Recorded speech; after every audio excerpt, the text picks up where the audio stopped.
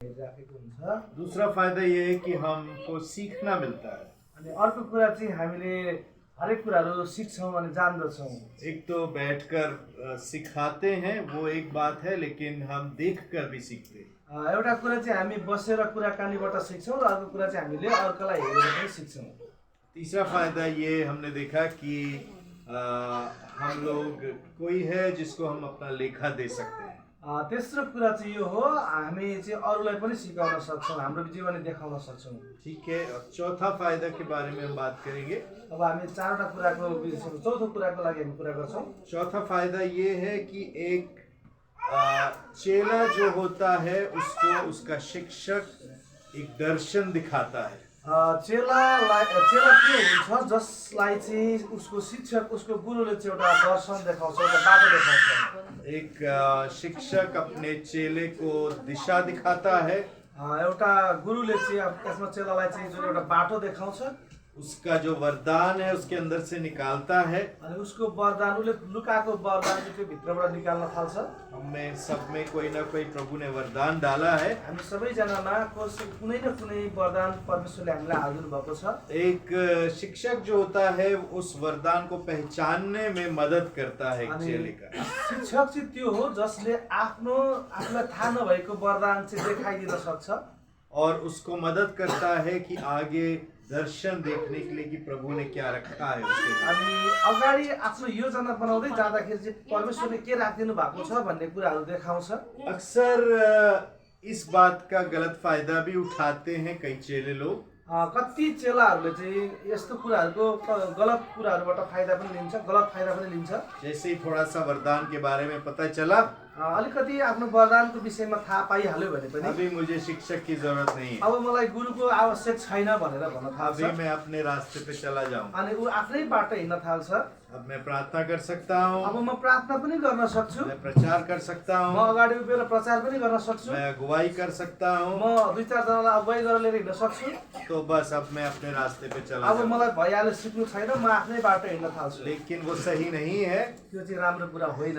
क्योंकि वरदान को पूरी तरह से निखारना बहुत जरूरी है। त्यो वरदानलाई चाहिँ पूर्ण रूपमा प्राप्त गर्न चाहिँ हामीलाई आवश्यक छ। किसी ने कहा है, कसैले भनेको छ, झूठ से ज्यादा आधा सच खतरनाक होता है। झुटो भन्दा चाहिँ आधा साँचो सिक्ने मान्छेहरू चाहिँ एकदम खतरनाक हुन्छ भनेर भन्छ। जब आप भाइ ढोका खोलिदिनु, छोडिदिनु, अहिले मान्छे आएर हेर्नुहुन्छ। ठंड लगेगा। अच्छा, तो जब आधा शिक्षा मिलकर अगर आप पूरा शिक्षा नहीं पाते तो आप ज्यादा खतरे में होते हैं। तपाईँले यदि आधा मात्रै शिक्षा सिक्नु भयो भनेदेखि चाहिँ तपाईँले नसिकेको भन्दा पनि खतरा हुन सक्छ। इसलिए जानना बहुत जरूरी है कि जो प्रभु ने दर्शन दिया है आपको, हामीलाई जान्न आवश्यक छ कि प्रभुले हामीलाई दर्शन दिनु भएको छ, चम्म पर्दैन। वो हमेशा प्रेम और निष्ठा से जुड़ा होना चाहिए। त्यो चाहिँ एउटा प्रेम अनि एकदम लगनशीलता साथ हुनुपर्ने हुन्छ। और जो आपका संबंध आपके शिक्षक के साथ में प्रभु ने जोड़ा है वो बहुत जरूरी होता है। तपाईको गुरुले जसरी परमेश्वरसँग जोड्नु भएको छ त्यो कुरा चाहिँ एकदम जरुरी छ सुन्नलाई। आपका जो शिक्षक है वो प्रभु की आवाज सुनने में भी आपको मदद करेगा। तपाईको गुरुले चाहिँ परमेश्वरको आवाज तपाईलाई सुनाउन पनि मद्दत गर्नुहुन्छ। वो आपको मदद करेंगे कि समझने में कि प्रभु आगे क्या चाहता है। तपाईलाई सम्झाउन सक्छ प्रभुले अगाडि के चाहनु भएको छ भनेर। ठीक है, रोमियो 1:11 अगर हम पढ़े तो, रोमीको पुस्तक 1 अध्यायको 11 पद हामी पढौँ त्यहाँ हेरौँ।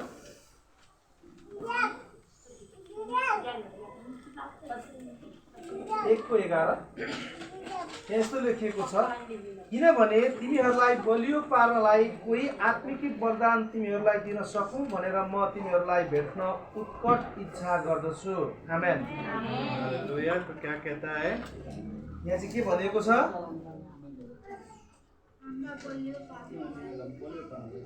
हमें मजबूत करने के लिए और बलियो पार्न वरदान आत्मामा बलियो बनाउनको लागि हमें आत्मा में मजबूत करने के लिए और वरदान डाल देने के लिए वरदान डालने की बात कर रहा है। जी वरदान डालने की बात करते हैं। ठीक है, तो एक चीज है कि जब एक चेला और गुरु का रिश्ता संबंध आगे बढ़ता है जब एउटा गुरु र चेलाको सम्बन्ध चाहिँ अगाडि हामीले हेऱ्यौँ भने तो एक जो गुरु है वो कुछ प्रदान करता है एक चेले के अंदर।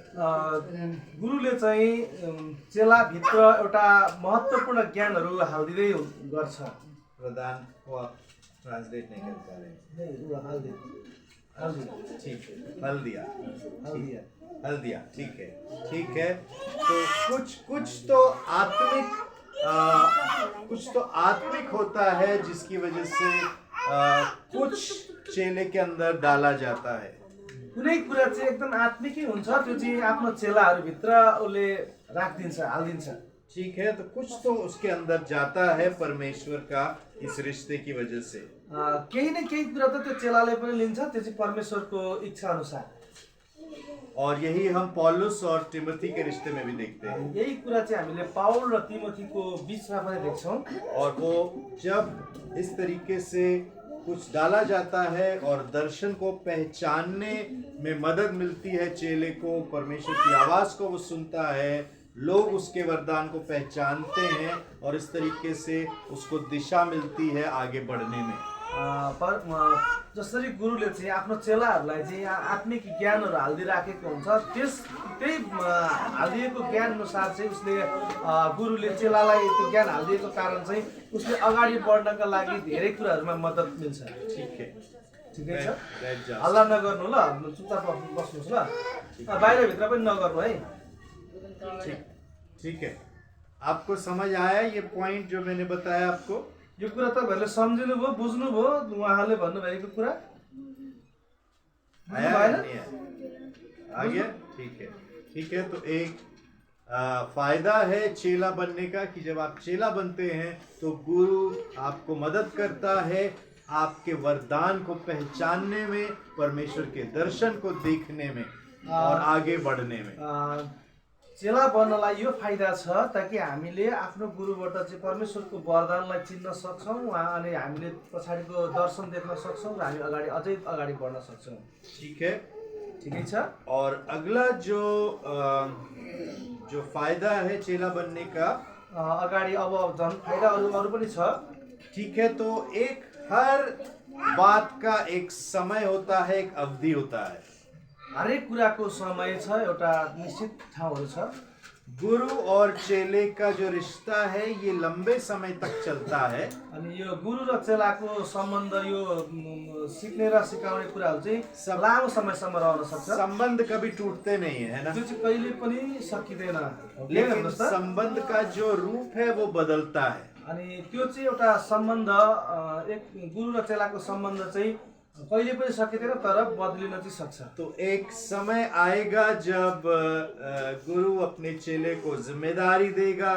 एउटा समय आउँछ जब गुरुले चाहिँ चेलालाई एउटा अधिकार दिन्छ, उसके वरदान को पहचानने में मदद करेगा, उसको वरदानलाई चाहिँ चिन्नका लागि मद्दत गर्छ, उसको विकसित करेगा, उसलाई चाहिँ विकासमा, उसको चाहिँ आत्मिक वरदान कुराहरूमा विकास गर्छ। और धीरे धीरे एक समय आएगा जब एक गुरु अपने चेले को मुक्त करेगा। अनि एउटा समय आउँछ गुरुले आफ्नो चेलालाई त्यहाँबाट चाहिँ स्वतन्त्र गराइदिन्छ। त्यागेगा नहीं, उसले चाहिँ त्याग्दैन, लेकिन मुक्त करेगा उसके वरदान। उसले चाहिँ गुरुको अन्डरबाट चाहिँ उसलाई मुक्त गर्छ, तर उसले त्याग्न चाहिँ त्याग्दैन। एक तरह से चेले को थोड़ा स्वतंत्रता मिल जाता है अपने वरदान में बढ़ने के लिए। अनि त्यो चेलालाई चाहिँ स्वतन्त्रता पाउँछ उसले चाहिँ आफ्नो वरदानमा अझै अगाडि बढ्नलाई। अभी वो मिलेगा अपने गुरु के साथ में, फेरि पनि ऊ चाहिँ आफ्नो गुरुसँग चाहिँ भेट्न सक्छ, बातचीत होगा, कुराकानी गर्न सक्छ, अभी वो मदद ले सकता है, अझै पनि उसले आफ्नो केही सहयोगहरू लिन सक्छ।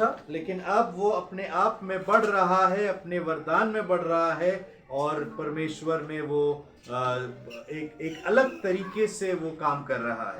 अनि अब चाहिँ ऊ स्वतन्त्र भएर काम गर्न सक्छ, अनि उसले चाहिँ गुरुसँग केही कुराहरू सिक्न सक्छ, लिन सक्छ, तर उसले चाहिँ स्वतन्त्र भएर सिकाउन सक्छ, अझै कुराहरू बढाउन सक्छ, ऊ चाहिँ अझै प्रभुमा अगाडि बढ्न सक्छ।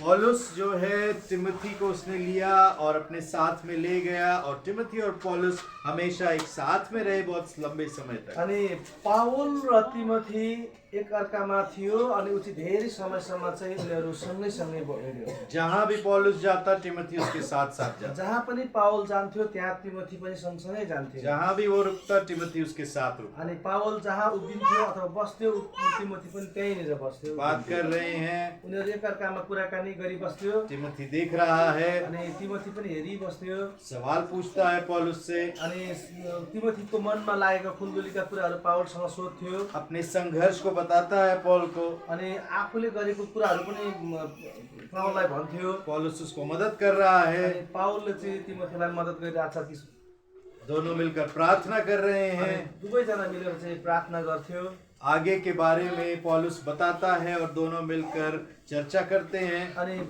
भविष्यमा आउने कुराहरूको विषयमा पावलले भन्थ्यो र अनि त्यही कुरामा छलफल गर्थ्यो उनीहरू दुईजना। धीरे धीरे पौलुस तिमोथी का जो वरदान है उसको बाहर निखारने लगता है। अनि पावलभित्र भएको वरदानहरू जति थियो त्यो कुराहरू फेरि तिमोथीमा सरेको छ कि छैन भनेर चाहिँ ऊ एकदम निखार्न लाग्थ्यो, मतलब निखार्नलाई बुझ्न चाहन्थ्यो। ठीक है, और फिर तिमोथी जो है पौलुस के साथ में सेवकाई करने लगता है। अनि पावल सँगसँगै तिमोथीले चाहिँ सेवा गरिरहन्थ्यो। वो पौलुस के समूह का भाग बन जाता है। अनि ऊ चाहिँ पावलको एउटा कुनै भाग बनिरहेको हुन्थ्यो। अब लगभग पौलुस के बराबर तिमोथी काम कर रहा है। अनि अब चाहिँ पछि भएपछि चाहिँ पावल बराबरी नै जस्तो उसले पनि तिमोथीले पनि परमेश्वरको काम गर्न थाल्यो। लेकिन साथ में है। तर पनि उनीहरू चाहिँ दुईजना साथैमा थियो। फिर एक समय आता है जब किसी कलीसिया में कोई समस्या आती है। तर एक समय आउँछ अनि त्यो एउटा कुनै चर्चमा फेरि समस्या आउँछ। वहाँ के अगुवे सुलझा नहीं पा रहे हैं। त्यहाँको अगुवा त्यहाँको पास्टरहरूले चाहिँ त्यो विवादहरू मिलाउन सकिराखेको हुँदैन। पौलुस हर बार खुद जाता है ऐसे स्थिति में। अनि त्यस्तो समयमा चाहिँ पावल सधैँ आफै जान्थ्यो। लेकिन अब पौलुस कहता है तिमोथी तैयार है। तिमोथी का वरदान भी एक प्रेरित का वरदान है और तिमोथी को पौलुस मुक्त करता है, भेजता है वहाँ। अनि अब तिमोथी पनि पावल जस्तै सम्झाउन सक्ने भइसकेको थियो। अनि तिमोथीले चाहिँ पावलले चाहिँ तिमोथीलाई स्वतन्त्र बनाएर त्यस ठाउँमा पठाइदिनु भयो त्यो समस्याको समाधान गर्नका लागि। तिमोथी बड़ा हिम्मत जैसे वाला वो नहीं था, तिमोथी थोड़ा शर्मीला था। अनि पावल जस्तै ऊ चाहिँ तिमोथी चाहिँ एकदम हिम्मतवाला थिएन, तर तिमोथी चाहिँ अलि डराएर अलि लजाउने स्वभावको थियो। तिमोथी बोला होगा, अरे मैं आपके बिना कैसे जाऊंगा। अनि तिमोथीले चाहिँ भन्ने होला सायद, ओ गुरु तपाईँ बिना त तपाईँ बिना म एक्लै चाहिँ कसरी जाउँ भनेर चाहिँ भन्ने होला। पौलुस कहते नहीं, अब तुम तैयार हो, अब तुमको मुक्त करने का समय आया है। अनि पावलले भन्ने होला, अब तिमी चाहिँ तयारी भइसकेका छौ, अब तिमी स्वतन्त्र छौ, मबाट तिमी जानुपर्छ भन्ने होला। और पौलुस तिमोथी को उसके वरदान में मुक्त करता है। अनि पावलले चाहिँ तिमोथीलाई उसको वरदान अनुसार चाहिँ उसलाई स्वतन्त्र गराइदियो फेरि।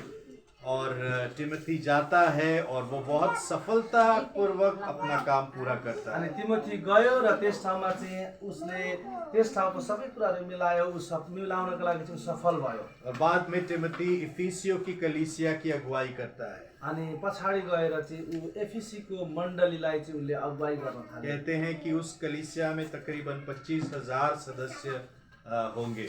अनि त्यहाँ हामीले हेर्दै गर्दाखेरि चाहिँ बाइबलमा चाहिँ पाइँदैन, तर हामीले रिसर्च गर्दाखेरि चाहिँ लगभग 2500 जना चाहिँ त्यो एफिसीको मण्डलीमा 25,000 मानिस चाहिँ त्यो मण्डलीमा चाहिँ सेवा गर्न आउँथ्यो। और तिमोथी दूसरी कलीसियाओं को भी बुनियाद डाल रहा है एक प्रेरित की तरह। अनि तिमोथीले चाहिँ अर्को चर्चको लागि पनि चेलाहरू तयार गर्दै थियो, जगहरू तयार गर्दै थियो। एक तरीके से तिमोथी का अपना दायरा, पौलुस से अलग एक अपना दायरा वो बना रहा है सेवकाई का। अनि पावलले भन्दा छुट्टै एउटा योजना बनाएर चाहिँ उसले सेवाकाई गरिराखेको थियो। तो वो अलग है लेकिन फिर भी जुड़े हुए हैं। ठाउँ फरक थियो तर पनि पावलसँग चाहिँ जोडिएको थियो। पौलुस को भेजता है, पत्र भेजता होगा कि क्या हो रहा है उसके अंदर, और पौलुस उसको जवाब देता है कि क्या करना है, कैसे रहना है। अभी भी कहता है तू मेरा बेटा है, ये चीजें याद रखना, वो चीजें याद रखना। पावल र तिमोथी टाढा टाढा बस्थ्यो तर पनि उनीहरू चिठीद्वारा कुराकानी आदान प्रदान गर्थ्यो होला कि तिमी मेरो छोरा हौ, तिमीले चाहिँ यो गर्नुपर्छ, तिमीले यसो गर्नुपर्छ भनेर सायद पावलले भन्थ्यो होला। र तिमोथीले पनि अब मसँग यस्तो यस्तो भइराखेको छ, अब मैले के गर्न सक्छु भनेर पावललाई चिठीद्वारा चाहिँ उनीहरूको कुराकानी भइरहेको थियो होला। अभी टिमोथी इतनी बड़ी जिम्मेदारी उठा रहा है, लेकिन यहाँ भी पौलुस टिमोथी को कहता है कि तुम थोड़े शर्मीले हो, लेकिन जो जिम्मेदारी तुमको उठाना है, जो अधिकार तुम्हारे पास है, उसको उठाने में पीछे मत हटना।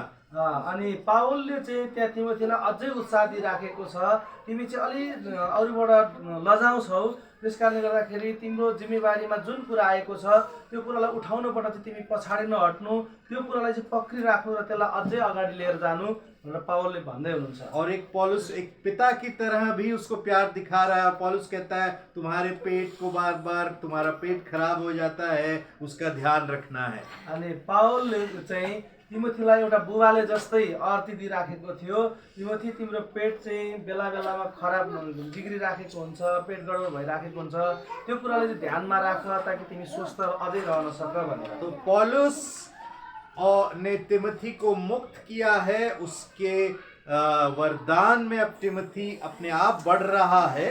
पावलले चाहिँ तिमोथीलाई स्वतन्त्र गरिदियो र तिमोथी चाहिँ उसको वरदान अनुसार अझै बढ्दै गयो। लेकिन उनका जो संबंध है वो अभी भी है।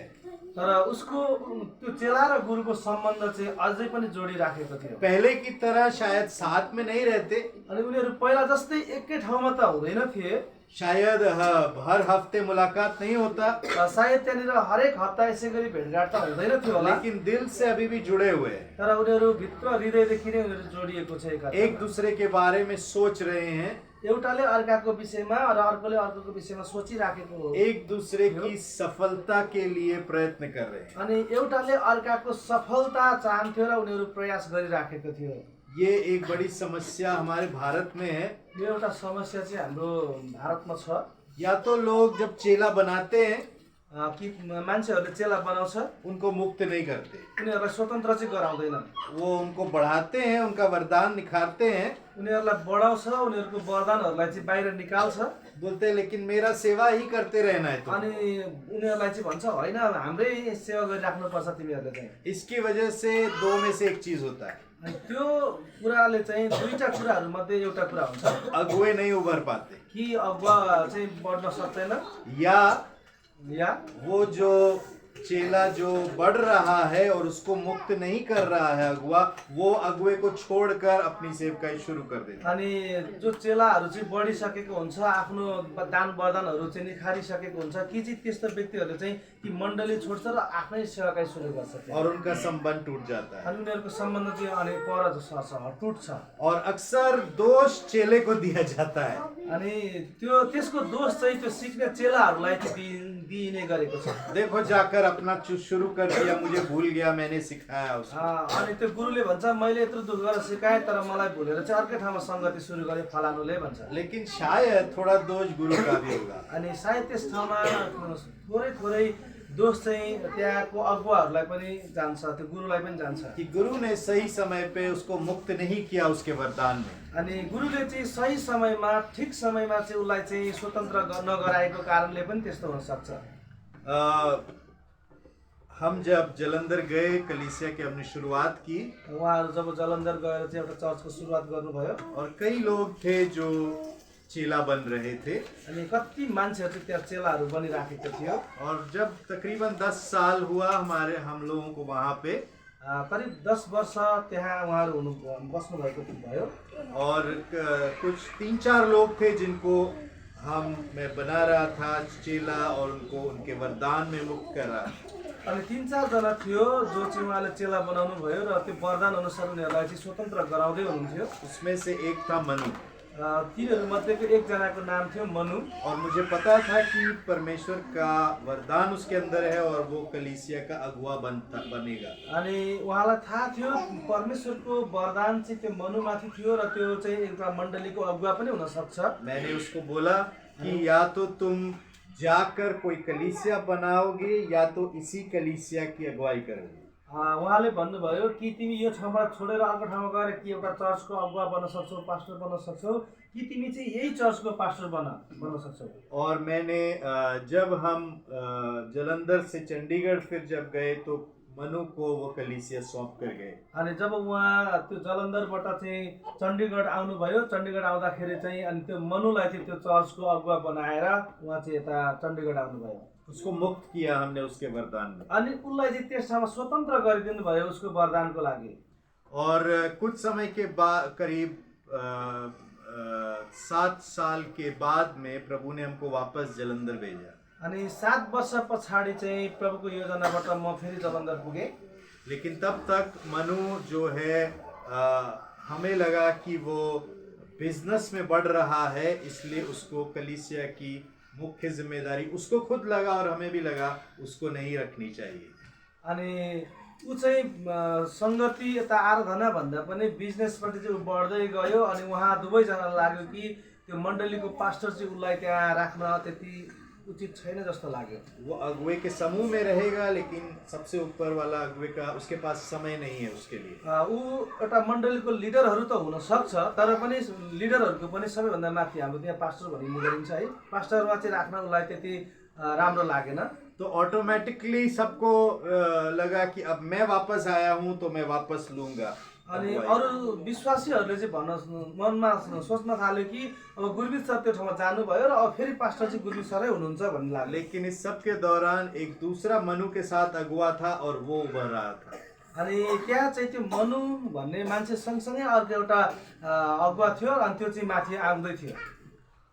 और हमने अगुवाई उस दूसरे अगुवे के हाथ में दी। अनि उहाँले चाहिँ त्यो मण्डलीको लिडर बन्नको लागि चाहिँ त्यो अर्को अगुवालाई चाहिँ माथि राखिदिनु भयो। तो अब कलीसिया में मैं हूँ, मैं भी एक अगुवा हूँ। अनि चर्चमा उहाँ पनि हुनुहुन्छ र उहाँ पनि एउटा अगुवै हो। लेकिन उस कलीसिया में अब मैं मुख्य अगुवा नहीं हूँ। अनि त्यो चर्चमा चाहिँ उहाँ चाहिँ मुख्य पास्टर होइन, मुख्य अगुवा वो तीसरा वाला है। अनि त्यो तेस्रो व्यक्ति चाहिँ मुख्य पास्टर बन्नुभयो। ये बड़ा अजीब है, ऐसा होता नहीं है हमारे यहाँ। यो चाहिँ एउटा अचम्मको कुरा हो, तर यस्तो चाहिँ यो ठाउँहरूमा हुँदैन। मैं कह सकता हूँ कलीसिया की शुरुआत मैंने की, मेहनत मैंने किया, इसको तैयार मैंने किया, अगुवों को मैंने उभारा, ये कलीसिया मेरी है, मैं अगुवाई करूँगा। अनि उहाँले चाहिँ भन्न सक्नुहुन्थ्यो मैले चर्चलाई सुरु गरेँ, मैले मेहनत गरेँ, दुःख गरेँ, अगुवाहरू तयार गरेँ, अब फेरि पनि पास्टर चाहिँ मै हुनुपर्छ, म नै हुन्छु भनेर भन्नु। वो दुनिया की सोच है। त्यो चाहिँ दुनियाको मान्छेहरूको सोचमा चाहिँ यस्तै हुन्छ। ऐसा करने से शायद मुझे कोई रोकता नहीं, लेकिन मेरा वो सही नहीं होता, मैं उनको मुक्त नहीं करता और हमारे रिश्ते बने नहीं रहते। यसो गर्नको लागि उहाँको अधिकार त थियो, तर यसो गर्दाखेरि चाहिँ उसलाई चाहिँ स्वतन्त्र हुने थिएन, सायद उसको अधिकार उसले पाउने थिएन। ठीक है, तो अभी अजय को हम बहुत आनंद लेते हैं। अजय का अब सानो अजय भन्ने एउटा नाति छ, उसको लागि उसलाई हेरेर चाहिँ हामी बडा आनन्दित हुन्छौँ। उसको खाना खिलाते हैं, उसलाई खाना खुवाउँछौँ, उसके पीछे पीछे भागते हैं, उसको पछि पछि कुद्छौँ हामी पनि, और वो जो मांगता है उसको देते हैं। उसले जे कुरा पनि माग्छ हामी उसलाई त्यो दिन्छौँ। लेकिन धीरे धीरे अजय बड़ा होगा, तर बिस्तारै बिस्तारै ऊ बढ्दैछ। जब वो 1 साल का 2 साल का होगा, जब ऊ 1 वर्षदेखि 2 वर्षको हुँदै जान्छ, तो वो अपने आप खाना खाना उसको सिखाएंगे। उसलाई चाहिँ आफैलाई खाना खान सिकाइन्छ, है ना? सिखाएंगे कि नहीं सिखाएंगे? सिकाइन्छ नि होइन? और उसको दांत मलना सिखाएंगे, उसको दाँत आएपछि दाँत मल्न पनि सिकाइन्छ, उसको जूता पहनना सिखाएंगे, उसलाई जुत्ता लगाउन सिकाइन्छ। जैसे जैसे वो और बड़ा होगा अनि त्यसै त्यसरी अरू झन् ठुलो हुँदै जान्छ, कपड़ा पहनना भी सिखाएंगे, आफैलाई पनि कपडा लगाउन सिकाइन्छ। और धीरे धीरे वो अब रुबेन सब अपना काम खुद करता है ना? त्यस्तै गरे रुबेनले चाहिँ आफ्नो काम आफैले गर्छ होइन र? है ना? है कि नहीं? हाँ, लेकिन सब अपना काम खुद करता है, स्कूल भी जाता है, आता है, अपने से आता है, सब कुछ करता है। अब ऊ स्कुल पनि जान्छ, आउँछ पनि, सबै काम ऊ आफ्नो काम आफै गर्छ। ठीक है, लेकिन अभी भी अधिकार के नीचे है अपने पापा के। र पनि अझै मेरो अन्डरमै छ ऊ चाहिँ। लेकिन धीरे धीरे रूबेन कितना साल का है? अरे बाप रे, 12 साल का। हाँ, ठीक है, धीरे धीरे 15 साल का हो जाएगा। ऊ 12 वर्षको भयो र अब बिस्तारै बिस्तारै ऊ 15 वर्षको पनि हुन्छ। 18 साल का हो जाएगा। त्यस पछाडि 18 वर्षको पनि होला। 20 साल का हो जाएगा। 20 वर्षको होला। तब क्या होगा? तब के हुन्छ? फिर से उसको पकड़ के रखेंगे। उसलाई पनि यसै गरी अझै हामीले नै हाम्रो अधिकार भित्रै राख्न सक्छौँ त? नहीं नहीं, तू मेरा बेटा है, चुप करके यहाँ बैठो। अनि मैले त्यतिखेर भन्न सक्छु त, त चाहिँ मेरो छोरा होस्, त चाहिँ यहीँ बसिराख्नै पर्छ। यहाँ नहीं जाना है, वहाँ नहीं जाना है। अनि मैले भन्छु कि त यहाँ जानु पाउँदैनस्, त्यहाँ जानु पाउँदैनस् भन्दा मैं मान्छ। जो बोलूंगा वही कपड़ा पहनना है। मैले जे किनेर ल्याइदिन्छु, जे भन्छु तैँले त्यही लुगा लाउनु पर्छ भनेर भन्दा ऐसे पकड़ के रख सकेंगे? त्यसरी राख्न सक्छौँ त हामीले? हाँ, ऐसे पकड़ के रखेंगे तो क्या होगा? त्यसरी यदि राख्यौँ भने पनि के होला त? दोनों का संबंध बिगड़ जाएगा, है ना? हामी दुईजना बाबु छोराको बिचको सम्बन्ध चाहिँ बिस्तारै फाटो हुँदै जान्छ। तो इसके लिए अभी सिखाना है, लेकिन जब समय आएगा तो मुक्त करना है। हो, त्यही भएर हामीले समय हुँदा नै सिकाउनुपर्छ र समय आएपछि उनीहरूलाई स्वतन्त्रता पनि दिनुपर्छ। रूबेन अपना फैसला खुद करेगा, मुझे कौन सा शर्ट पहनना है, क्या करना है। अनि रुबेलले चाहिँ पछाडिको समयमा चाहिँ ऊ आफैले निर्णय गर्न सक्छ कि मलाई कस्तो खालको सर्ट सुहाउँछ, म कस्तो खालको लगाउँ भनेर। जब वो स्वतंत्रता दिया जाएगा, उसको मुक्त किया जाएगा, तो संबंध जो है वो बना रहेगा और मजबूत रहेगा। मैले उहाँलाई छोरालाई स्वतन्त्र गरे भने पनि हाम्रो सम्बन्ध चाहिँ बनिराखेको हुन्छ अनि ऊ चाहिँ स्वतन्त्र भए पनि सम्बन्ध चाहिँ नजिक भइ नै राखेको हुन्छ। हमारे भारत में बहुत बड़ा प्रॉब्लम है। उहाँहरूको भारतमा चाहिँ ठुलो समस्याहरू छ। बेटे की शादी हो जाती है, बच्चे हो जाते हैं, लेकिन तब भी वो अपने मम्मी पापा के साथ ही बंधा रहता है। छोराको चाहिँ बिहे हुन्छ, छोराछोरी हुन्छ र पनि ऊ चाहिँ आफ्नो बुवा मम्मीको अधिकार भित्रै रहन्छ। वो अपना फैसला नहीं कर पाता। उसले चाहिँ आफ्नो निर्णय, आफ्नो जीवनको निर्णय गर्न सक्दैन। उसको आता ही नहीं फिर। उसलाई आउँदा पनि आउँदैन। और जब भी उसके माँ बाप चले जाते हैं तब उसको पता नहीं कि जीवन को कैसे जीना है। अनि जब उसको आमा बुवा यदि बितेर गयो भनेदेखि अनि उसलाई थाहै हुँदैन कि जीवन कसरी चलाउने भनेर। क्योंकि उसको मुक्त नहीं किया गया। किनभने उसलाई आफ्नो बाबुआमा हुँदैखेरि उसलाई स्वतन्त्र गराएकै छैन। हमारा एक बहुत बड़ा लेखक था हमारे भारत में, खुशवंत सिंह। उहाँहरूको भारतमा चाहिँ एउटा खुशवन्त सिंह भन्ने चाहिँ एउटा लेखक थियो, किताबहरू लेख्ने गर्थ्यो। उन्होंने एक बात कहा था कि हमारे भारत में एक लड़का मर्द तभी बनता है जब उसके माँ बाप की मृत्यु हो जाती है। आमा बाउ बितिसकेपछि मात्रै छोरा मान्छेले चाहिँ अनि बल्ल आफ्नो मर्द भनेर चाहिँ मैले चाहिँ के गर्नुपर्छ भन्ने कुरा थाहा पाउँछ भन्नु भारतमा चाहिँ। नेपाल का मुझे नहीं पता। नेपालमा चाहिँ मलाई थाहा छैन। नेपाल में ऐसा नहीं है। नेपाल बहुत अच्छा है। ठीक है, तो मुक्त करना बहुत जरूरी है। स्वतन्त्र चाहिँ गराउनै पर्छ, आवश्यक पनि छ। वरदान में मुक्त करना है, वरदानमा स्वतन्त्र गराउनु पर्छ, लेकिन संबंध जो है वो बना रहता है। तर सम्बन्ध चाहिँ गाँसी राख्नुपर्छ। वही हम पौलुस और तिमोथी के बीच में देखते हैं। त्यही कुरा चाहिँ हामीले पाउल र तिमोथीको बीचमा देख्छौँ। यीशु भी अपने चेलों को मुक्त करते हैं। येशू ख्रिस्टले पनि आफ्नो चेलाहरूलाई स्वतन्त्र गराउनु भयो, लेकिन फिर भी उनका रिश्ता हमेशा के लिए बना रहता है उनके साथ। र पनि स्वतन्त्र गराउनु भयो र पनि चेला र येशू ख्रिस्टको बीचको सम्बन्ध चाहिँ फेरि पनि जोडी बसेको थियो। ठीक है, 1 कोरिन्थियों 4:15 कोई पढ़ेगा? 1 कोरिन्थी 4:15 कसैले पढ्न सक्नुहुन्छ?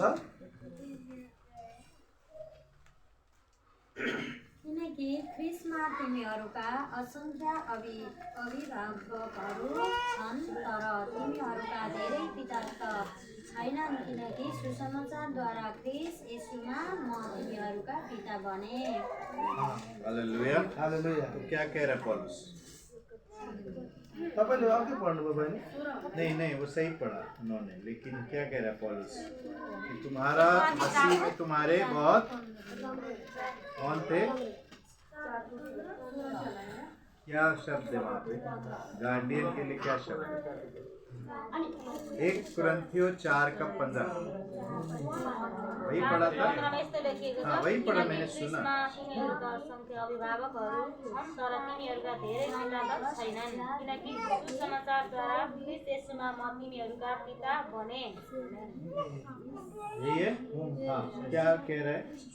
वो ख्रिस्मा उन लोगों का 10,000 शिक्षक तो है। हाँ, शिक्षक लिखा है, ठीक है। तो पौलुस कह रहे हैं कि मसीह में तुम्हारे बहुत सारे शिक्षक तो हुए। अभी शिक्षक अंग्रेजी में वर्ड लिखा है गार्डियन। तिमीहरूको बिचमा धेरैजना शिक्षकहरू त हुन सक्छ। एक गार्डियन वो होता है जो सिर्फ संभालने वाला होता है, एउटा शिक्षक त्यो हुन्छ जसले चाहिँ सम्हालेको हुन्छ। ठीक है। लेकिन पौलुस कहता है कि तुम्हारा पिता जो है वो मैं बना। पावलले भन्छ तिम्रो बुबा चाहिँ म नै हुँ। ठीक है। तो एक पिता का रिश्ता अलग होता है एउटा बुबाको नाता चाहिँ अर्कै हुन्छ, और एक गार्डियन का रिश्ता वो सिर्फ पैसे के लिए करता है काम। शिक्षकले चाहिँ पैसाको लागि काम गर्छ। ठीक है। शिक्षक शब्द सही नहीं है, गार्डियन अलग है, शिक्षक। हाँ, गार्डियन जैसे वार्डन होता है ना हॉस्टल में, वार्डन होता है। हाँ, वार्डन होता है। यहाँ क्या बोलते हैं? रचक गेट पाले। हाँ, वो वार्डन है ना, जो वो डंडा मार, चलो 10 बज गया, सब अपने रूम में जाओ, कितने बजे खाना, वार्डन होता है ना। तो पौलुस कहता है वार्डन तो बहुत है तुम्हारे पास, तिनीहरूको रेखदेख गर्ने त धेरै हुन सक्छ, लेकिन पिता तुम्हारा मैं बना। तर तिम्रो बुबा चाहिँ म नै हुँ। ठीक है। तो पौलुस का जो दिल था वो एक पिता का दिल था, अनि पावलको एउटा हृदय थियो, त्यो चाहिँ एउटा बुबाको हृदय थियो। और वो चेले बनाता था, लेकिन वो एक पिता की तरह उनसे प्यार करता था। उसले चेला चाहिँ बनाउँथ्यो, चेला बनाउँदाखेरि उसले चाहिँ एउटा बुबाले जस्तै अरूलाई माया गर्थ्यो। उनकी चिंता करता था, वो उनीहरूलाई एकदम चिन्ता साथ हुर्काउँथ्यो, उनकी देखभाल करता था, उनीहरूलाई हेरचाह पनि गर्थ्यो, और उनको बढ़ाता था प्रभु में, उनका वरदान उनको बताकर आगे बढ़ाता था। अनि उनीहरूको वरदान अनुसार उनीहरूलाई चाहिँ प्रभुमा अझै अगाडि बढाउँथ्यो। और इसीलिए उसका संबंध जो है उनके साथ लंबे समय तक बना रहता था। त्यही भएर त्यो चेला र पावलको बीचको सम्बन्ध चाहिँ धेरै लामो समयसम्म टिक्ने गर्छ। तिमोथी को पता था कि पौलुस मुझे अपने लिए इस्तेमाल नहीं कर रहा है, अनि तिमोथीलाई थाहा थियो पावलले चाहिँ मलाई पावलकै लागि के अरे चलाइराखेको छ भन्ने कुरा नहीं, वही होइन। पिता की तरह मुझे सफलता में आगे बढ़ा रहा है। अनि उसले चाहिँ सोच्थ्यो मलाई चाहिँ आफ्नो बुबाले जस्तै गरेर मलाई चाहिँ सफलताको लागि अगाडि बढाउन चाहेको हो भनेर। ये बहुत जरूरी है। यो चाहिँ एकदम आवश्यक पनि छ। मैं ये क्यों बता रहा हूँ? यो चाहिँ उहाँले किन बताइराख्नु भएको क्योंकि छ? गुरु चेला के नाम में बहुत ज्यादा हानि हुआ है। अनि गुरु र चेलाको सम्बन्ध यो नाउँले चाहिँ धेरै ठाउँहरूमा चाहिँ नोक्सानी बेहोर्नु परिराखेको छ। चलो मैं प्रचार कर रहा हूँ, तुम सब तैयारी करो, इधर देखो, ये लगाओ, माइक लगाओ, ये लगाओ। यहाँ गुरुहरूले चाहिँ भन्छ म चाहिँ प्रचार गर्छु, आऊ एउटाले माइक लगाऊ, यो तयारी गर, यो कसो गर, उसो गर भनेर। ठीक है, कोई बात नहीं, त्यो पनि ठिकै छ, केही छैन। लेकिन अगर 10 साल के बाद में भी वही बोल रहा है तो गड़बड़ है। अनि 10 वर्ष पछाडि पनि त्यही कुराहरू गरिराख्यो भने त्यो चाहिँ गडबड हुन्छ। अरे मैं प्रचार कर रहा हूँ, ये लगाओ लगाओ, सब ठीक, मेरे लिए सब तैयारी करो। अनि उसले फेरि 10 वर्ष पछाडि पनि म चाहिँ प्रचार गर्छु, तिमी यसो गर उसो गर, मेरो लागि चाहिँ यहाँ यसो गर्दै हो। अरे मैं 10 साल हो गए, मैं क्या करूँ? अनि उसले चाहिँ भन्छ 10 वर्षसम्म भइसक्यो, म चाहिँ कति यही गरौँ। नहीं नहीं, तुम मेरे चेले हो ना, तो तुमको यही करना है। अनि त्यो प्रचारकले भन्छ तिमी चाहिँ मेरो चेला होइन, त्यसकारणले तिमी यही गरिराख्नै पर्छ नहीं, भनेर। वो चेले के नाम में नौकर बना के रखा। उसले चाहिँ त्यो चेलाको नाउँमा चाहिँ नोकर बनाएको हो। पौलुस वैसा नहीं था, पावल चाहिँ त्यस्तो थिएन, यीशु वैसा नहीं था। येशू ख्रिस्ट पनि त्यस्तो हुनुहुन्थेन। वो एक पिता के हृदय से, हाँ शुरुआत उससे हुआ होगा, लेकिन उनको आगे और आगे और आगे और आगे बढ़ा रहे। सुरुवात त उनीहरूबाट भयो, तर ऊ चाहिँ एउटा पिताको हृदय लिएर चाहिँ उनीहरूलाई अझै अगाडि अगाडि अगाडि बढाउन चाहन्थे। बहुत जरूरी है। त्यो चाहिँ एकदम आवश्यक पनि छ। ठीक है, कोई सवाल है? समझ नहीं आया, कुछ गलत लगा आपको मेरा बात, तो भी आप बोल सकते। कसैले बुझ्नु भएको छैन भने र कसैलाई चाहिँ उहाँले बोल्दै गरेको नराम्रो लागेको छ भने सोध्न सक्नुहुन्छ।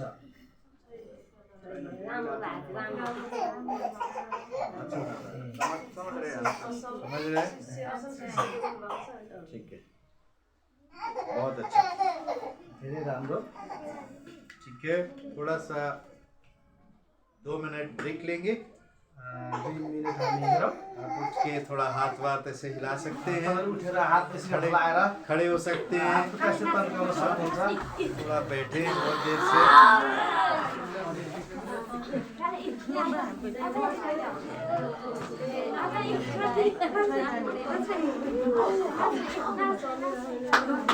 गरौँ न हौ।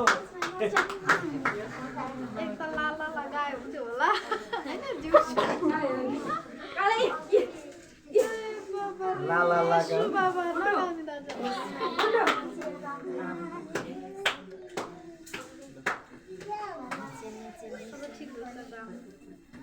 ठिक हो गयो। ठीक हो गए, चलो बैठ जाओ। ठिक छ, बस्नुहोस् सबैजना बस्नुहोस्।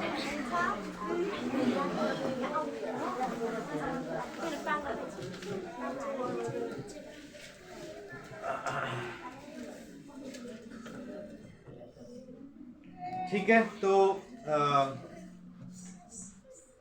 एक चेले के लिए कुछ कुछ चीजें जरूरी होती हैं, उसको क्या करना है? चेलाको लागि चाहिँ केही कुराहरू जरुरी हुन्छ सिक्नलाई, त्यसले चाहिँ के गर्नुपर्छ भनेर। अगर आप बहुत अच्छी तरह से चेला बनना चाहते हैं तो कुछ चीजें आपको करनी पड़ेगी। तपाईँ राम्रो एउटा चेला बन्नु चाहनुहुन्छ भने तपाईँले केही कुरा चाहिँ गर्नुपर्छ। सबसे पहला बात, सबैभन्दा पहिलो कुरा, आपको अजीब लगेगा सुन के, तपाईँलाई अचम्म लाग्न सक्छ यो सुनेर। जब आप नया नया चेला बनते हैं, तपाईँ आफै भर्खर भर्खर चेला बन्दै हुनुहुन्छ भने जो आपको गुरु कहता है वो करो। जे कुरा तपाईँको गुरुले भन्नुहुन्छ त्यो तपाईँले गर्नै पर्छ। ठीक है, ठिक छ, चलेगा? हुन्छ त? तो जो कहा गया है वो करना है। जे भनेको छ त्यो गर्नुपर्छ। ठीक है, एक थोड़ा पौलुस जब तिमोथियस को देखता है और बुलाता है, पावलले जब तिमोथीलाई देखेर बोलायो, क्या तू मेरा चेला बनेगा? के तिमी चाहिँ मेरो चेला बन्छौ? अरे पौलुस का चेला कौन नहीं बनना चाहता? उसलाई चाहिँ उहाँ चाहिँ भन्नुहुन्छ पावलको चेला चाहिँ को बन्न चाहदैन थियो होला र। सबसे पहला आज्ञा पौलुस देता है, सबैभन्दा पहिला आगे पनि पावलले दिइराखेको छ। आप सोच नहीं सकते। तपाईँले सोच्नै सक्नुहुन्छ। तिमोथियस को कहता है पहले खतना करके आओ फिर मेरे साथ चलो। अनि तिमोथीलाई भने पहिला खतना गर अनि त्यस पछाडि आएर मेरो पछि लाग। अरे ये क्या बात हुआ? अरे यसले के भन्दैछ? पहला ही आज्ञा बड़ा खतरनाक होता है। अनि पहिलो यो आज्ञा चाहिँ एकदम खतरनाक पनि हुन सक्छ। ठीक है, तो तिमोथियस बड़ा लड़का है, तिमोथी चाहिँ ठुलो मान्छे छ, क्योंकि तिमोथी की माँ की जो कौन माँ या बाप, उसका बाप ना, उसका जो बाप था वो यहूदी नहीं था।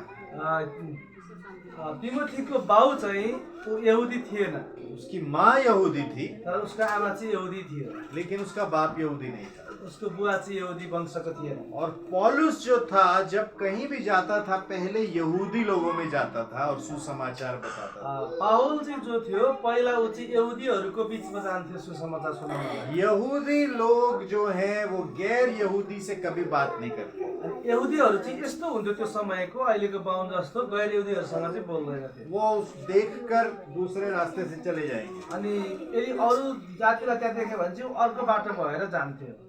तो अगर वो देखेंगे कि पौलुस के साथ तिमोथी है तो वो पौलुस की बात नहीं सुनेंगे। अनि त्यहाँको यहुदीहरू चाहिँ उसले हेर्दाखेरि पावलको साथमा तिमोथी हुन्छ भने चाहिँ उसले पावलसँग गफ गर्न चाहदैन थियो त्यहाँको मान्छे। पौल ने एक गैर यहूदी को अपना चेला बनाया है, पौल अशुद्ध हो गया है, इसकी बात नहीं सुना। अनि त्यहाँका यहुदीहरू चाहिँ यो भन्थ्यो पावलले चाहिँ गैर यहुदीलाई चाहिँ चेला बनायो, यो कारणले यो अशुद्ध भएको छ, यसो कुरा हामी सुन्नु हुँदैन भन्थ्यो। इसीलिए उस समय उस संदर्भ में, आज जरूरी नहीं है, उस संदर्भ में जरूरी था कि तिमोथी जो है वो उसका खतना हो और वो प्रॉपर यहूदी तरीके से पौलुस के साथ जाए। आज हामीलाई त्यो कुराको मतलब छैन, तर त्यो समयमा चाहिँ तिमोथी पनि यहुदी कल्चरमा, यहुदी परम्परा अनुसार ऊ चाहिँ पावलसँग आउनु पर्थ्यो। पौलुस सबसे पहला आज्ञा तिमोथी को देता है, तिमोथी मेरा चेला बनना है, जाके खतना करके आओ। अनि ऊ ठुलो भइसकेका थियो, तर पनि पावलले चाहिँ तिमोथीलाई भन्यो तिमी यदि मेरो चेला बन्न चाहन्छौ भने जाऊ पहिला यहुदी रीति अनुसार खतना गरेर आऊ।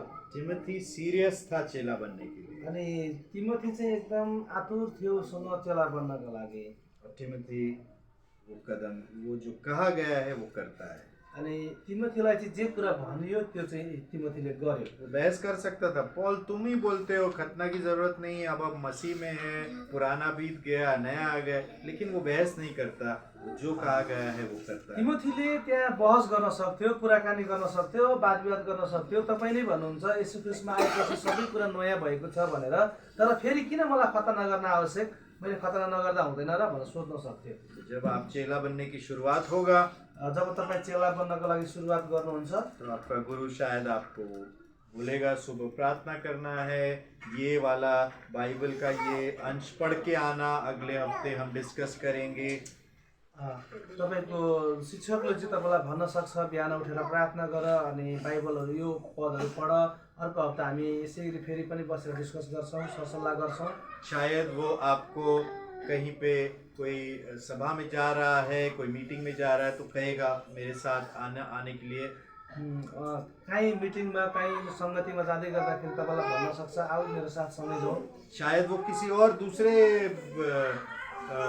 सिटी में, शहर में जा रहा है सेवकाई के लिए और आपको शायद लेकर जाएगा। ऊ चाहिँ अर्को ठाउँहरूमा, अर्को बस्तीमा चाहिँ ऊ जान सक्छ सेवाकाई गर्नको लागि, सायद तपाईँलाई पनि लिएर जान सक्छ। शायद कलीसिया में कुछ छोटा छोटा काम आपको करने के लिए देगा। अनि चर्चमा तपाईँलाई सानो सानो कामहरू गर्न तपाईँलाई दिन्छ सायद, लेकिन जो भी वो कह रहा है आपको वो करना है।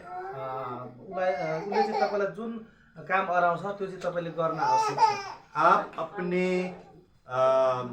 स्पष्टता के लिए पूछ सकते हैं, लेकिन विरोध करना सही नहीं होगा। तपाईँ नबुझेका कुराहरू उसँग सोध्न सक्नुहुन्छ, तर विरोध गर्नका लागि बहस गर्न सक्नुहुन्न। यूहन्ना 7:17 कोही पढेगा? यूहन्नाको पुस्तक 7 अध्यायको 17 पद कसैले पढ्न सक्नुहुन्छ? 7:17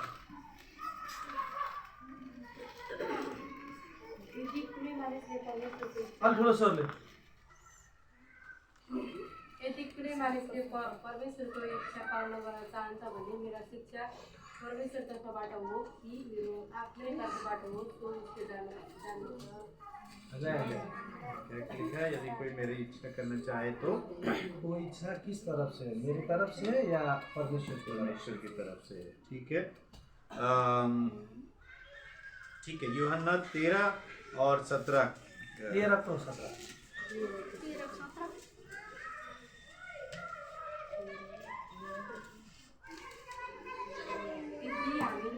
यदि तिमीहरूले यी कुरा जान्यौ र गर्यौ भने तिमीहरू तिमीहरूले यी कुरा जान्यौ र यी गर्यौ भने धन्य हुनेछौ। ठीक है, तो जो अगर तुम इनको करोगे तो तुम आशीषित होगे, यही लिखा है ना? हाँ, तुम आशीष पाओगे। अगर तुम इसको करते हो तो तभी तुम आशीष पाओगे। तो जो कहा गया है वो करना। अब ये आसान नहीं है। अनि जो परमेश्वरले तिमीहरूलाई भन्नुभएको छ त्यो गर्नु चाहिँ सजिलो छैन। ठीक है, तो आपका गुरु आपको बोलेगा और आप बोलोगे यार क्या है ये, गुरु चेला क्या है ये, मुझे ये काम दे रहा है करने के लिए। अनि भन्न सक्नुहुन्छ तपाईँले त्यतिखेर सायद तपाईँको शिक्षकले भनेको कुराहरू चाहिँ के तपाईँले मलाई यस्तो काम दिनु भएको, किन यस्तो गराउनु भएको? आजकल की युवा पीढ़ी जो है सब कुछ फास्ट चाहती है। अनि जी सर, आजकल की जो युवा पीढ़ी है, जवान लोग हैं, वो सब कुछ बहुत फास्ट चाहते हैं। आजभोलिको जवानहरू चाहिँ सबै कुराहरू छिटो छिटो भएको चाहन्छ। आजकल कितना फास्ट हो गया है ना। आजभोलि कति छिटो भएको छ होइन र? कोई भी जानकारी चाहिए, फोन उठाओ, गूगल बाबा फटाफट बता दे। अनि केही पनि जान्नु छ भनेदेखि फोन उठाउँछ अनि नेटमा गएर गुगल बाबासँग सोध्छ, गुगल बाबाले भनिदिइहाल्छ। कॉलेज का नोट्स बनाना है तो गूगल में ही बनाते हैं ना। कलेजको एउटा नोट बनाउनु छ भने पनि गुगलमा बनाउँछ हो। आप लोग अच्छे लोग हो, हमारे इंडिया में गूगल में से बनाते हैं। हाँ? यहाँ कपी कपी में बनाउँछ। अच्छा, कॉपी में बनाते हैं, लेकिन गूगल से लेके बनाते हैं ना। सायद होंगे। वही तो बोल रहा हूँ, गूगल से लेके बनाते हैं ना। कपीमा लेखे पनि तपाईहरुले गुगलबाट हेरेर बनाउनुहुन्छ होइन है र? ना? सब कुछ बहुत फास्ट हो गया है। किनभने धेरै कुरा छिटो भइराखेको छ। तो जो आजकल युवा लोग बोलते हैं यार ये करो वरो छोड़ो, मुझे फटाफट प्रचारक बनाओ पहला। अनि अब आजकलको जवानहरूले चाहिँ के भन्नु भन्दाखेरि सानोतिनो कामहरूबाट अल्झाइराख्ने होइन, मलाई चाहिँ सिधै डाइरेक्ट प्रचार गर्न सिकाउनुहोस्। ये आराधना का अगुवाई करना है, मलाई आराधनाको अगुवाई गर्नुपर्ने हुन्छ। मुझे आगे खड़ा करो, प्रार्थना करने बोलो। मलाई चाहिँ त्यहाँ बसेर सिकाउने होइन, अब यहाँ बसेर सिकाउने बनाउनुहोस्। मुझे तो फटाफट चाहिए सब, मलाई चाहिँ सबै कुरा छिटो छिटो गराउनुहोस्। लेकिन परमेश्वर का राज्य ऐसा नहीं है। तर परमेश्वरको राज्य चाहिँ यति छिटो छैन, यस्तो छैन। उस प्रोसेस से, उस प्रक्रिया से आपको जाना होगा। परमेश्वरको राज्य बढाउनलाई चाहिँ हामीलाई बिस्तारै बिस्तारै सिक्दै जानुपर्ने हुन्छ। हर पड़ाव से आपको गुजरना होगा। अनि सबै कुराहरू हेर्दै हेर्दै समस्याहरूसँग समाधान गर्दै जानुपर्ने हुन्छ। अरे मैं तो इतना पढ़ा लिखा हूँ, मैं तो कॉलेज जाता हूँ, मुझे ये क्या काम करने देंगे। अनि म अहिले चाहिँ यत्रो पढिसकेँ, सायद अब यहाँ त डिग्री त अहिलेसम्म छैन होला, डिग्री गरिसकेँ र पनि मलाई यो शान्तिले काम चाहिँ के दिइराखेको हो? परमेश्वर के राज्य में बढ़ना है तो ये सब करना है। परमेश्वरको राज्यमा बढ्नु छ भने चाहिँ हामीलाई सबै गर्नै पर्छ। याद है ना, फल जो अंदर और बाहर दोनों फल जरूरी है। तपाईँहरूलाई याद हुनुपर्छ, अस्ति भर्खरै सुनाउँदै हुनुहुन्थ्यो, हाम्रो फलहरू चाहिँ भित्रबाट पनि र बाहिरबाट पनि प्रेम, संयम, धीरज, भलाई, वो सब फल आना है। प्रेम, आत्मसंयमी अनि धैर्यता होइन, सबै कुरा हामीको बिचमा आउनुपर्छ। तो जो कहा गया है वो करना है। जे भनिएको छ त्यो गर्नुपर्ने हुन्छ। अच्छा है, त्यो चाहिँ राम्रो हो। बहुत कुछ सीखेंगे। त्यो गर्दै गएपछि धेरै कुराहरू सिक्दै गइन्छ। मुझे याद है जब मैं नया नया मसीह था, शायद 1-2 साल हो गए होंगे मुझे। उहाँलाई अझै पनि याद छ, उहाँ चाहिँ नयाँ नयाँ विश्वासी हुनुहुन्थ्यो। त्यतिखेर चाहिँ 1-2 वर्ष मात्रै उहाँले ग्रहण गर्नु भएको समय भएको थियो। तो हमारा एक सर्विंग टीम होता था। उहाँको चाहिँ एउटा सर्भिङ टिम भएको थियो। ठीक है, तो स्कूल के हॉल में हमारा मीटिंग होता था, जैसे आपका शनिवार को होता है, हमारा संडे को होता है। यहाँ चाहिँ हाम्रो शनिबार हुन्छ, इन्डियामा चाहिँ आइतबारको संगति हुन्छ। त्यो चाहिँ यसरी चर्चमा होइन, स्कुलको कोठामा हुन्थ्यो। तो पूरा जो सेटअप है लगाने का वो इस टीम का काम था। अनि त्यो डेस्क बेन्चहरू मिलाउने काम चाहिँ उहाँहरूको टिमको थियो। तो ये सारा सिस्टम लगाना, टेबल लगाना, बड़ा बड़ा बैनर लगाना, पूरा काम, कुर्सी लगाना, बाहर सफाई करना, हॉल का, सब हम उस टीम को करना होता था। अनि त्यो ठुलो ब्यानर लगाउनु, अनि सरसफाई गर्न, कुर्सीहरू मिलाउन, बाहिर आँगन सफा गर्न, सबै काम चाहिँ त्यही टिमको मात्रै हुन्थ्यो। जो सामान था वो हॉल के अंदर नहीं होता था, जे कुराहरू त्यहाँ थियो पहिला, तर अब चाहिँ त्यहाँ हुँदैन थियो भित्र, क्योंकि वो हॉल हम भाड़े से लेते थे। त्यो हल चाहिँ उहाँहरूले भाडा तिरेर लिनु भएको थियो।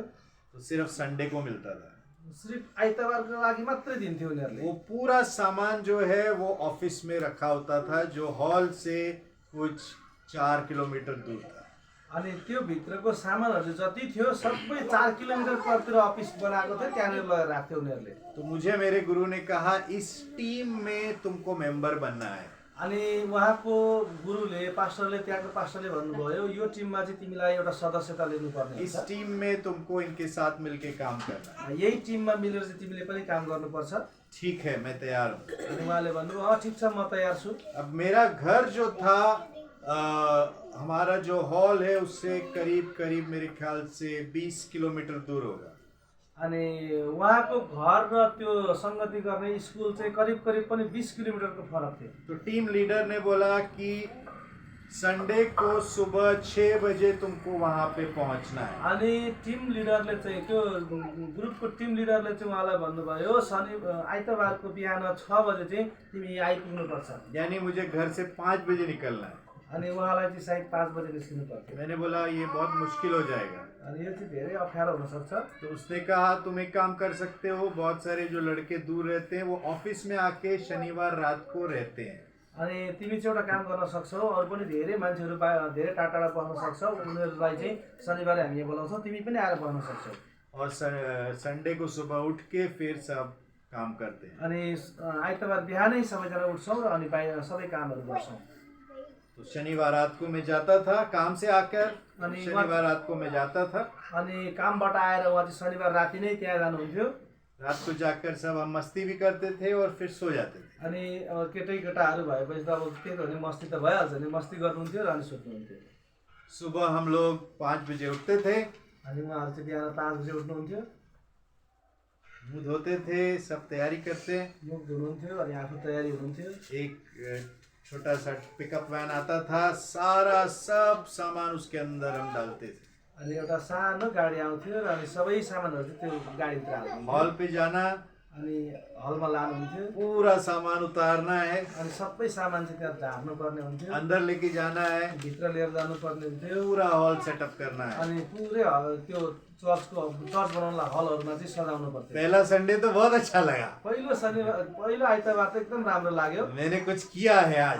मैले पनि आज चाहिँ केही गर्न पाएँ जस्तो लाग्यो। लेकिन फिर दूसरा संडे 1 महीना, 2 महीना, 3 महीना, अनि अर्को आइतबार 1 महिना हुँदै, 2 महिना हुँदै, 3 महिना हुँदै जाँदै गर्दाखेरि चाहिँ एक संडे मिलता है वही छुट्टी।